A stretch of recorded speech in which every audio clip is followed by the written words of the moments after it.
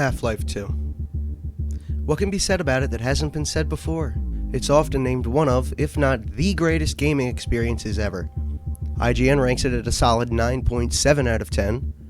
Metacritic gives it a 96%, and GameSpot gives it a 9.2 out of 10. So much has been said in praise and condemnation about Half-Life 2 in the last 20 years since its initial release.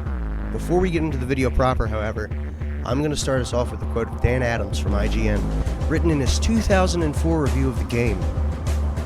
Half-Life 2 is, simply put, the best single-player shooter ever released for the PC. It does so many things right in so many ways that it might be possible to write a thesis on the topic of Half-Life 2 compared to other single-player shooters. In addition to mainstream critical acclaim, Half-Life 2 has consistently received high praise from the general public since its initial release. Half-Life 2, and even the Valve Corporation itself, have taken on a nearly messianic reputation in the eyes of a large number of gamers across the world. Indeed, it seems that, to certain people, Half-Life 2 and by extension the Valve Corporation can do no wrong. In the words of Dr. Wallace Breen, "Let me remind all citizens of the dangers of magical thinking."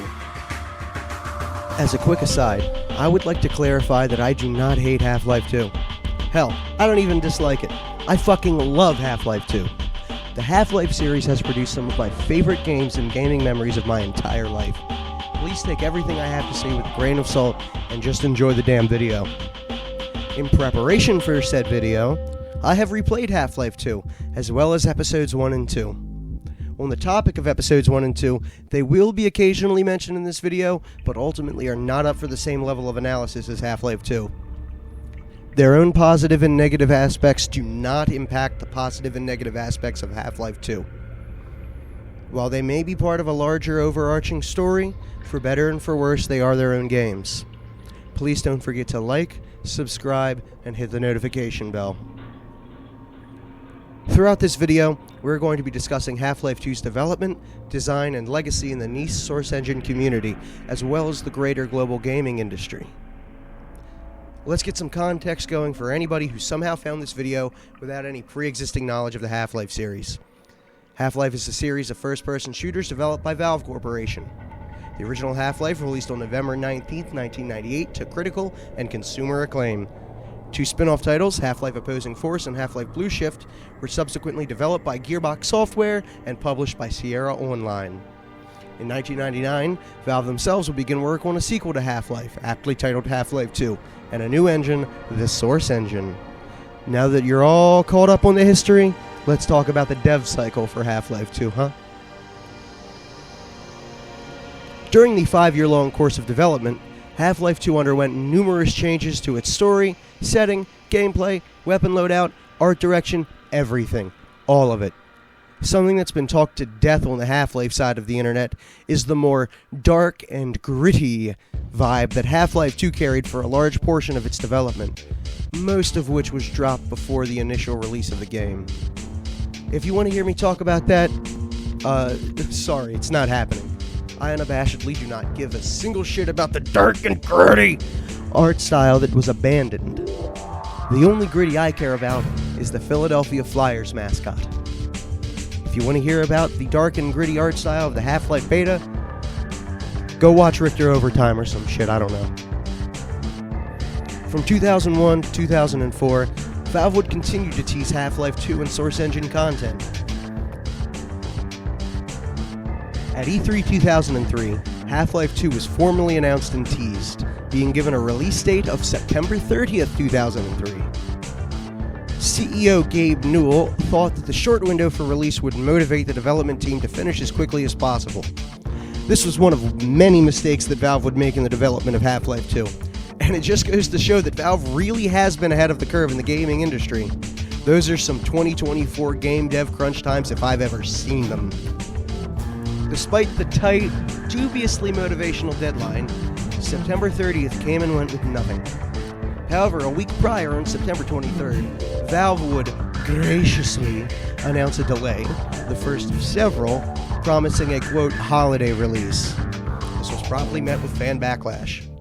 More delays, an embarrassing promotional event on Alcatraz Island, and a goated source code leak ensued, with Half-Life 2 ultimately releasing on November 16th, 2004. 20 years ago. 2 episodic sequels were later released, Half-Life 2 Episode 1 and Episode 2, released on June 1st, 2006 and October 10th, 2007 respectively. Despite a massive amount of enthusiasm for a third episode or game that would last for well over a decade after the initial release of Half-Life 2, the series lay dormant until March 23rd, 2020, with the release of Half-Life Alyx for VR platforms via Steam. But we're still waiting. We're still waiting for that proper third installment. 20 fucking years later, Gabe. Now that we have some context for how Half-Life 2 was developed, we can begin in earnest. Half-Life 2 was undeniably game-changing for the industry. It set the bar for what a basic first-person shooter would be for the next 20 years to come, despite having gunplay that even at the time was described merely as passable. It has been heralded for 20 years as a paragon of storytelling in games, forever changing the landscape and industry despite giving almost no overt context to the game's world. Almost every game in the last 20 years has learned and utilized some design aspect pioneered by Half-Life 2, for better and for worse. The imprint Half-Life 2 has had on gaming and internet culture as a whole is also undeniable, with a good chunk of memes having something to do with Half-Life 2 or the source engine it spawned. Skibbity Toilet, for example. A personal example that I can attest to is I was watching YouTube Shorts by a creator named Nirami, and she used the Half-Life 2 Stalker screen in it. And I'm not trying to be a hater, but I seriously doubt this woman has ever played Half-Life 2. That really goes to show the cultural extent Half-Life 2 is spread, when some Kazakhstani woman is using a random scream from one of the game's NPCs and she probably doesn't even know where the fuck it came from. Needless to say, with a legacy like that of Half-Life 2's, there are countless many people who derive so much joy and nostalgia from the game, myself included. I'm not here to say that Half-Life 2 isn't fun, or that it's boring, or that it's the worst game ever made. No, far from it. I'm here to celebrate this juggernaut of a game and analyze its massive 20-year legacy while giving it and my fellow fans a hearty reality check along the way. Wake up, Mr. Freeman. Wake up and smell the ashes. Go fuck yourself! Half-Life 2 is not a perfect game. It never was. Not on release day and certainly not today, 20 years on. At the time, many fans rightfully pointed out how so many aspects that made Half-Life 1 great were missing or incredibly gimped in the second release. A notable example for me personally is the weapon roster. In the original Half-Life, you're given multiple types of every weapon class except for melee. At the player's disposal are numerous weapons, each with its own general and situational uses. The Colt Python revolver for long-range precision power, the MP5 for mid to close-range spray and pray, the glue-on gun for just fucking vaporizing fools. And these are 3 of 14 different weapons at the player's disposal. Half-Life 2 gives you like 7 guns, a crowbar, portable tech demo known as the gravity gun, some grenades, and some bug balls. Sure, you do have a variety in the weapons, but they all feel samey and disposable. In Half-Life 1, almost every weapon had a specific use case, as well as being good general-purpose people deleters. In Half-Life 2, however, I find that I'm more so using whatever gun is the most powerful and has the most ammo reserve at the immediate moment in time, only switching when I'm out of ammo or I'm forced to switch. Another downgrade from Half-Life 1 is the AI system. The AI in Half-Life 1 was cunning, adaptive, and dare I say, a little bit smart. In Half-Life 2, the AI seems to have taken a few too many stupid pills, often rushing the player with absolutely no consideration for their own well-being. This makes sense for dumb wild animals like antlions, or shambling headcrab zombies. It does not, however, make sense for this same lemming-like tendency to be applied to generic human bad guy cops, or human soldiers augmented by a hive mind multi-dimensional superpower. It gets pretty frustrating when the same fucking dude rushes you over and over, and you lost half your health before taking him out by launching a fucking barrel or radiator at him or something. Still, I must admit, it is pretty fun to launch that barrel or radiator or something at him. In fairness, it's not like Half-Life 2 made no improvements to its predecessor. The upgraded graphics and implementation of the fucking Source engine are not small improvements. On the contrary, they're quite frickin' big. I would argue that in their own way, the graphics of Half-Life 2 still hold up today, and were considered top of the line at their release and for a long time after. And it cannot be overstated how truly revolutionary the Source engine was at the time. Sure, today it's more or less a meme. Its jankiness and spaghetti code are well known and well loved by many people even today. But in 2004, nobody had really seen anything like it before. Sure, you had the classic Red Faction in 2001 with its limited destructible environment, or Far Cry with its complex for the time stealth mechanics and gunplay. But even those games, as technically advanced and wondrous as they may have been, still felt a little incomplete. They felt too much like video games still.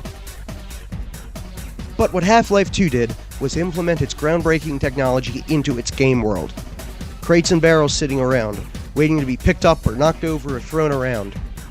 Dumpsters and washing machines, ready to be launched into Russian combine soldiers. A saw blade, eager to be shot out at high speeds to cleave zombies in twain. The Source engine integrated itself perfectly into the experience, while still keeping the physics properties almost entirely optional in combat. This prevalence of the groundbreaking physics engine baked into Half-Life 2 is a double-edged sword, however.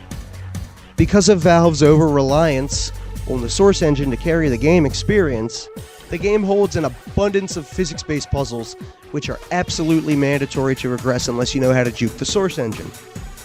This might make me sound like some kind of big, dumb, stupid guy, but please, just hear me out for a second. Some of these puzzles are genuinely interesting and brain-teasing, but a lot of them are arduous, interrupting the natural flow that the player finds. They break up the gameplay loop in all the wrong ways, often only slowing down and befuddling casual and inexperienced players. This is way different from the gameplay loop of Half-Life 1, with its near unbroken onslaught of movement, with simple puzzles and dialogue breaking it up where appropriate. When comparing the gameplay loops of the two games, Half-Life 1 feels very deliberate and engineered, precise and to the point. Half-Life 2 genuinely has its moments like that, but I find more often than not they are interrupted by physics puzzles that feel ad hoc and tacked on. It seems as if simply including physics-based mechanics and puzzles in Half-Life 2 had a priority over how to make every single one they put in feel natural and, most importantly, fun. While we're on the topic of comparing Half-Life 2 to its older brother, I wanted to take a moment to talk about how the two games handle the actual story taking place in them. The Half-Life series is often touted for championing the show, don't tell philosophy when it comes to telling a story in a game. In Half-Life 1, this principle is adhered to nearly religiously. The only 3 moments I can think of where the sacred mantra is broken are during the intro train ride, Gordon Freeman's ambush, and G-Man's offer at the end of the game. Half-Life 2, however, adheres to these principles a little less strictly. Over here! Ha! No, you don't!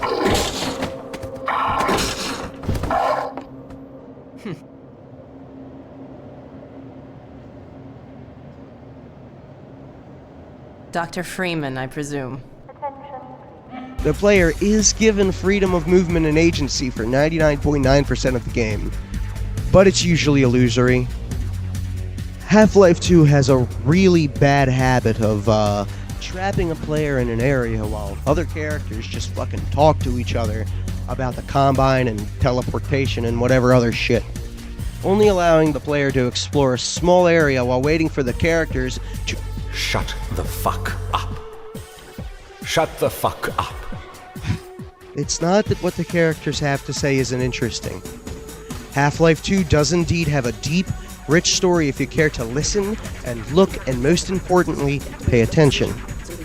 Also, the game will occasionally throw the player a bone and give you a cool elevator ride or some other set piece to look at while Mossman or Kleiner or whoever fucking groans at you. On repeat playthroughs, however, this only serves to drive an awkward wedge between missions. One saving grace is that these moments tend to become more few and far between as the story progresses. At the very least, they become shorter and more bearable.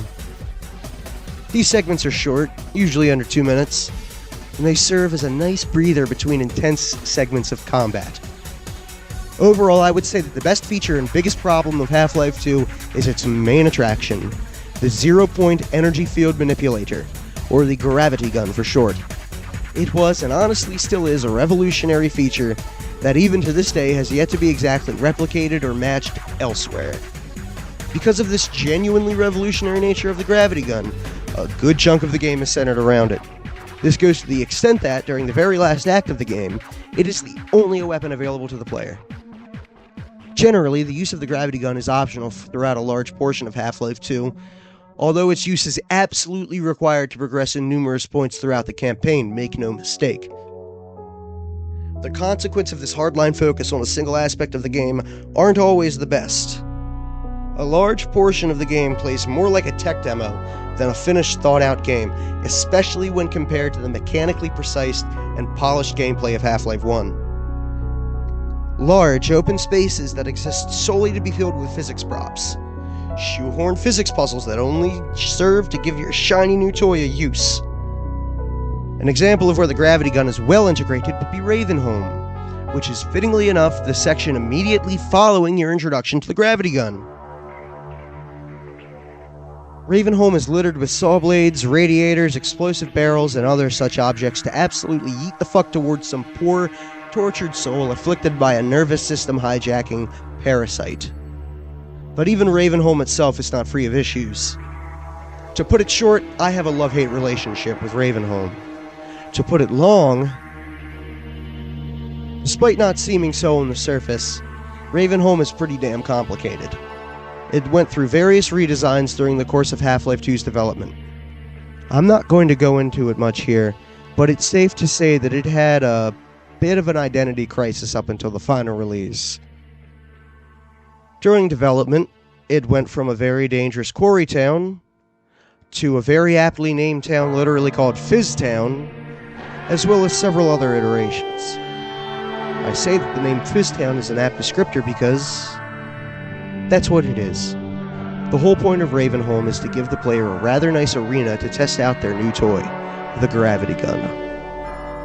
The streets of this horrible hamlet are filled with a variety of physics objects, making the use of the gravity gun practically irresistible. Hell, the game even has an achievement for making it through Ravenholm using nothing but the gravity gun. It's pretty hard, but it's nowhere near impossible. The integration of physics props and puzzles has been handled much better in Ravenholm as opposed to the rest of the game, in my opinion. I've already mentioned how the majority of physics props and puzzles feel very tacked on throughout the game, but Ravenholm certainly is an exception to this rule. I can't think of a single prop, puzzle, or trap that feels out of place or superfluous in the entire chapter. Speaking of traps, it's time to address the elephant in the room. Father Grigori, the absolute batshit insane glue that holds this wonderfully bleak and horrific aesthetic together. I myself am not a religious man, but hearing an Orthodox Christian monk quoting scripture while shooting the literal worst gun model I've ever seen in a video game is certainly a fucking mood. Oh, he also gives you the first shotgun in the game. There are arguments to be made for both sides, but personally I find it's bullshit that they make you wait this long to get the shotgun. That being said, it's a hell of an introduction. While my opinions on Ravenholm have certainly softened over the years, I can't help but still find problems with it. While it's an enjoyable part of the game, I am of the opinion that it overstays its welcome by just a little bit. A lot of the winding alleys and streets feel very samey and confusing. During my first few playthroughs of the game, I always dreaded arriving in Ravenholm, not because of its horror factors, but because of how long and meandering it feels. Seriously, the chapter is actually pretty short, all things considered, but for some reason it just feels like the longest chapter in the game to me. Maybe that's on purpose, since the sense of relief I feel exiting the mine shaft as Highway 17 starts up is always immense. It's really always so nice to be over and done with Ravenholm. On the topic of Highway 17, allow me to address another divisive feature of Half-Life 2. The driving segments. The chapter Water Hazard sees Gordon Freeman making his escape from City 17 via a jerry-rigged pontoon airboat, fighting his way through endless tracks of toxic waste and waves of civil protection. A lot of people hate on this chapter, but I enjoy it. It gives you a sheer sense of scale of what you're up against. I mean, they have the capacity to just drop dudes on you at will. Not to mention the sense of satisfaction you get when you finally shoot down that fucking helicopter. It's also not overly long, especially if you know what you're doing. Highway 17, on the other hand, is less enjoyable in my opinion. It's easily one of my least favorite sections of Half-Life 2, with its meandering length and overall lack of substance.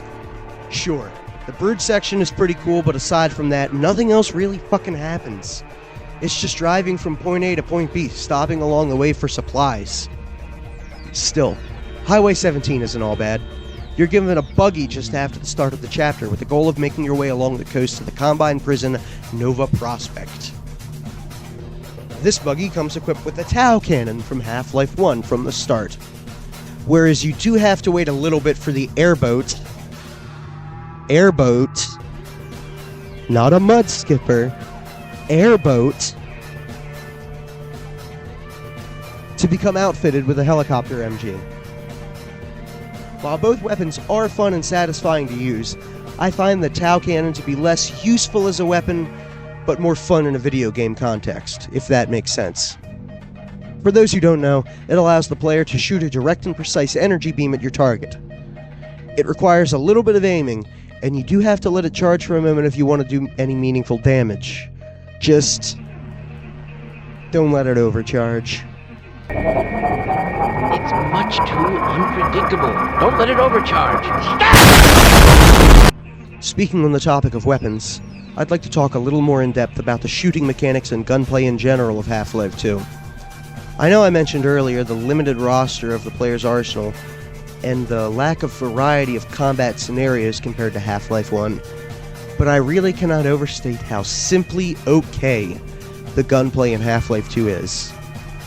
To me, all of the weapons look, feel, and sound just weak. All of the weapons sound and feel incredibly hollow and underpowered. The closest thing I can think to compare them to is a gas-powered airsoft gun, honestly. I mean, seriously, look up a video of somebody shooting a GBBR airsoft gun, and then compare it to the sounds of the pistol and the SMG in particular. Pretty close, huh? I will note that the AR-2 is nice and punchy sounding, but I find its damage output to be disappointingly low. I feel like it takes nearly an entire clip to put down your average Combine soldier compared to the limited amount of ammo you get. It's just not worth using it. And the shotgun sounds and feels really bad to use to me, guys. I'm sorry. It especially feels like a step down when compared to the shotgun in Half-Life 1. Half the times, even at point-blank range, it takes 3+ shots from the shotgun to take down the average Combine unit. Additionally, if I may be real for a moment, the weapon roster to me makes absolutely zero sense, especially when you consider what was cut from the game. In the game, you have the Heckler & Koch MP5, the Franchi Spas, and the Heckler & Koch USP-45 with a match muzzle brake. Also a Colt Python revolver. They make up the selection of real-world firearms, with the rest being like sci-fi alien guns and shit.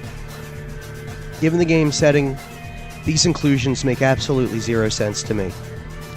Some are holdovers from Half-Life 1, namely the Spas 12 and the Colt Python.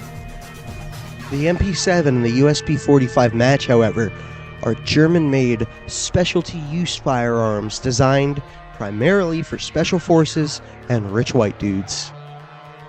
When you consider that the devs cut weapons like the AKM from a game that takes place in Eastern Europe, truly baffles me.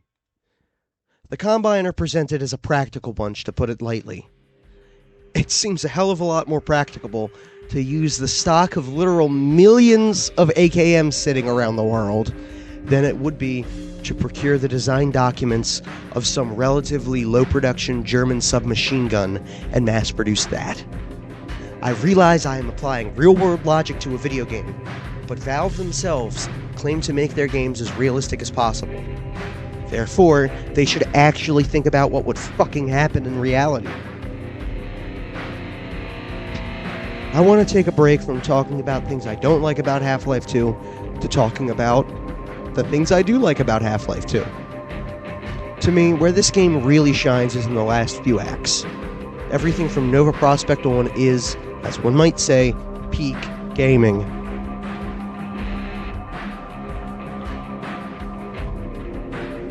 I know a lot of people aren't with me on this one, but fighting my way through the streets of City 17 as everything comes crashing down is easily my favorite section of the game. It's like the Battle of Stalingrad and War of the Worlds happening at once. Total chaos, misery, and destruction. To me, these sections are where Valve took what worked about Half-Life 1 and improved and worked upon them. These parts feel like Half-Life to me. The sections within the Combine Citadel are truly spectacular, with massive set pieces and a ride in some prisoner transport cart thingy that kind of mimics the introductory train ride from Half-Life 1. You even get to see some otherwise unused assets, like the mortar synth. Also, in these last chapters of the game, I feel like the story truly becomes far more focused. The player gains a sense of what's really going down and what's at stake, as opposed to meandering through a wasteland being occasionally inconvenienced. Overall, the last part of the game is just good, dog. It also goes without saying how much I love the Source 1 engine. I have spent countless hours on the games that use it, I have experimented with the Hammer editor extensively, and I've grown up watching so much content made with and about it. If you asked me to name the single greatest video game engine of all time, it would be the Source 1 engine. It has something that a lot of video game engines have always lacked: a soul. This isn't just a modern problem. Trust me, Unreal Engine 5 fucking sucks. And Unity, don't get me started. I hate all those generic editors. This isn't just a modern problem. I've always noticed throughout the years that while a game may be fantastic, the engine running it more often than not is quite generic and lifeless. Take Battlefront 2, the 2005 one, for an example. It's one of my favorite games of all time. I'm a massive fan of Star Wars. Real shit, like, I love Half-Life, right? I love Half-Life. But my love for the Half-Life IP really pales in comparison to my love for Star Wars. Everything after the Disney buyout isn't canon, by the way. Point is, I spent countless hours of my childhood playing Battlefront 2. But it cannot be argued that it has not aged gracefully. The textures are compressed to hell, environmental interaction is kept at a minimum, and the AI pales in comparison to even the rudimentary and basic AI of Half-Life 2. And this is a game released a matter of weeks, less than a year, after Half-Life 2. That's not to say that Battlefront 2 sucks, or that Half-Life 2 is necessarily so much better and more based. However, it cannot be denied that the Source 1 engine has aged a hell of a lot better than the Zero engine Pandemic cooked up for the Battlefront games. I move away from the mic for Bert. It also goes without saying how incredible the music is. Half-Life 2 has a soundtrack that is second to none in my opinion. I'm a musician myself, and composer Kelly Bailey's work has always stood out to me. It's a mix of electronic and heavy metal that sounds on paper like it shouldn't be unique at all. But it is. Seriously, fuck Nine Inch Nails. If you like industrial rock or metal, give both of the Half-Life soundtracks a listen. You will not regret it. This last positive might sound a bit abstract, but just stick with me. I don't have a least favorite section of the game per se, as it seems to change with nearly every playthrough. Recently it's been sand traps. I find it to be a toxic cocktail of physics prop tech demo bullshit and incredibly frustrating gameplay mechanics. Some people may enjoy the tension and fear of trying not to attract the antlions, but I just find it frustrating. On other playthroughs, however, my most dreaded part has been subject to change. It's been Ravenholm or it's been Highway 17. Hell, sometimes it's just the introduction to the game that's my least favorite. It really just depends on my mindset. And to be honest, this is actually incredibly rare and unique for a video game. In 99% of the games I've ever played, I can clearly and readily identify my least favorite section of the story. For example, in Skyrim, it's the entire quest lines involving Delphine and the Blades, especially the Thalmor Embassy buggery. In Call of Duty World at War, the best Call of Duty game, it's CeeLo Heights. And of course, for the original Half-Life, it is absolutely the entirety of everything involving Zen. 9 out of 10 times, I literally stop playing the game when I get to Zen because I just don't fucking feel like the bullshit. And it's honestly kind of remarkable, in my opinion, for Half-Life 2 not to have a discernible worst part for me. And I think that the importance of that cannot be overstated. I do obviously have my issues with the game, and I will always prefer its older brother in the episodes. But damn, it is very well orchestrated. I think that's a good word for it anyway. Everything fits together nicely and makes logical sense from a progression standpoint. It's almost like Valve knows how to make video games, guys. At least they used to. They don't really do that anymore. Wish they would. Overall, Half-Life 2 is an amazing gaming experience. It's not for everyone, but for those of us who it is for, it's magic. Pure magic. It really was a revolutionary release in gaming history, and its fame is well-deserved. It's not perfect, and it never was. Large sections of the game just feel like unpolished tech demos. But those last 3 hours or so of Half-Life 2 are so amazing. In my opinion, anyway. This game both refined so many aspects of game development, but also pioneered new aspects entirely. Unfortunately, the lessons the industry learned along the way were usually wrong. I do genuinely believe that the current precedent of releasing games as unfinished glorified tech demos can be at least partially blamed on Half-Life 2. Half-Life 2 was undeniably an unfinished buggy mess on release. It needed 2 whole expansion pack games to not even finish the story, and has undergone countless bug fixes over the last 20 years. Valve, Gabe Newell in particular, are to blame for their constant rushing of development teams and strict adherence to deadlines. If the devs had been given more time and freedom to create what they truly envisioned, Half-Life 2 could have been quite possibly perfect. But we shouldn't mourn what we could have had. We should enjoy the game that we all love. With the recent leaks, we should also have hope. Hope for this story to finally be concluded as it deserves to be. I just really hope and pray that Valve has taken the time and given it the care they need to make it worth the 20-year wait.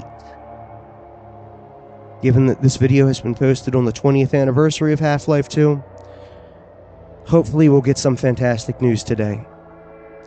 But it's important to remember, we really have to hold Valve accountable. They've kept us hanging for 20 years. And if this shit isn't perfect, we really need to let them know. Whether that be boycotting Steam, not buying the game, I don't really know, but it doesn't even exist yet. And I'll give Gabe the benefit of the doubt this one last time that it'll be a good game. One last thing before closing, this is my first video. I've worked so hard, and if you've made it this far, I actually genuinely really fucking do appreciate you listening to me rambling. I very much encourage helpful and friendly discussion in the comments, especially if you disagree with me. I'd love to hear what you have to say. I have a backlog of content ready to go, so if you like this video, please subscribe and hit the bell. I'll have more out soon. This channel will mainly focus on games and mods in the Source engine, but stay tuned for occasional steps out into the rest of the gaming world. I have a few other games I'd very much like to talk about. Lego Star Wars The Complete Saga, Phasmophobia, Minecraft, fucking Skyrim probably. Who knows? I don't even know, so you sure as shit don't. With that being said, I've been Rockape Gaming, and this is where I get off.